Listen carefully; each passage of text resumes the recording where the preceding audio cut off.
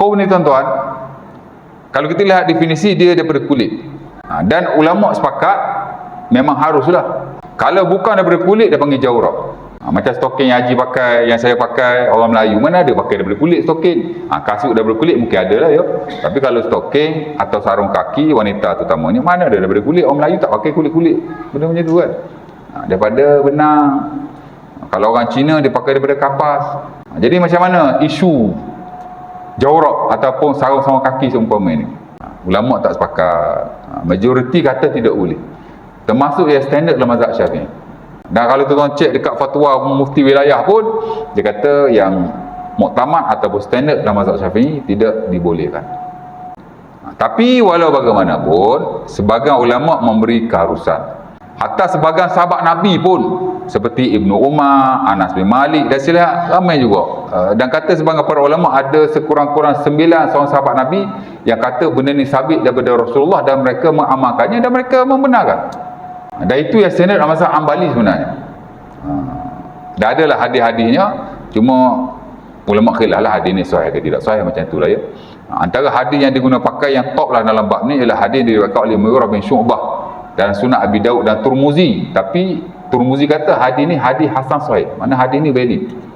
Di mana katanya tawadda'an Nabi wa masaha ala al-jawrabain wa na'lain atau kama qala. Dia kata Nabi berwuduk, kemudian Nabi menyapu di atas dua jawrabnya. Dua stoking atau sarung kaki yang bukan daripada kulit. Dan Nabi juga sapu di atas kedua kasutnya. Mana ada hadis tu. Dan mungkin lagi ada nanah yang lain. Sebab itu, kalau kita lihat fatwa ulama-ulama kontemporer tuan-tuan, macam Mufti Mesir Ali Jumaat, macam Dr. Sukordawi bahkan, saya mau sendiri buku Fiqh Taharah beliau, dia juga memilih bahawa apa-apa yang dipakai di kaki lah, walaupun bukan daripada kulit, walaupun benda ni khilaf, dia kata boleh saja jika ia disapu di atasnya. Mana dia memilih pendapat yang harus ya. Dan saya kira kalau kita belajar NDT pun kita bersetuju jugalah dengan pendapat yang kita harus. Dan saya personally pun mengamalkannya. Saya memang buatlah tuan-tuan, kerana ia lebih memudahkan. Dan Qardawi pun dia notakan di situ, katanya walladhi urajjihu huna. Dan pendapat yang kita rasa rajih, kita pilihlah pendapat ni, dia kata at-tawsi'ah wa takhfif 'alan nas. Kita beri keluasan dan kita memudahkan manusia lah ya. Kerana dia kata ini rukhsah. Jadi dia kata kalau kita pilih pendapat tu tidak ada masalah sama sekali. Dan kalau kita lihat fatwa mufti wilayah pun, ujung tu dia kata walaupun mazhab Syafi'i tidak membenarkan, dan majoriti ulama juga, tapi kerana sebagai ulama lain membenarkan, termasuk yang standard dalam mazhab Hanbali dan ulama-ulama kontemporer. Jadi dia kata kalau kita tak buat, tapi kalau ada orang yang melakukannya, maka jangan diingkari sama sekali, kerana isu ni isu ijtihad. Cerita lagi itulah. Jadi tuan-tuan kalau pakai stokin, walaupun bukan daripada kulit, walaupun daripada kain, boleh saja diamalkan. Tapi adalah syarat dia. 3 syarat yang telah saya bincangkan dengan tuan-tuan. Kemudian ada lagi lah beberapa hal selepas pada ini. Mana tuan-tuan wuduk secara sempurna, after that tuan-tuan pakai stokin. Lepas tu tuan-tuan nak wuduk macam biasa, tang basuh kaki tu sapu atas stokin ya. Amat memudahkan sekali ya. Dan orang kata bila kita nak semayang, hatta kita nak baca Quran dah seumpamanya yang memerlukan wuduk, maka ia lebih mudah lah nak banding cabut kasut dah seumpamanya. Tapi kalau nak cabut kasut pun okey ya. Ramai je kawan-kawan kita yang tidak mengamalkannya. Ya tak? Oh, tak yakin dia kata. Kata awak lah kan. Sapu sekali aja. Sapu ni dia tak macam basuh. Sebaik-baiknya sapu di atas dan di bawah. Zak gitu. Ataupun zak. Gitu boleh, gitu boleh. Atas bawah sapu. Tapi sapu di atas saja sudah memadainya. Sapu atas pun cukup. Zak je daripada jari ke atas. Ni kaki kita kan? Gitu. Selesai masalah. Ya tak? Tapi tangan tu kena basahkan dululah.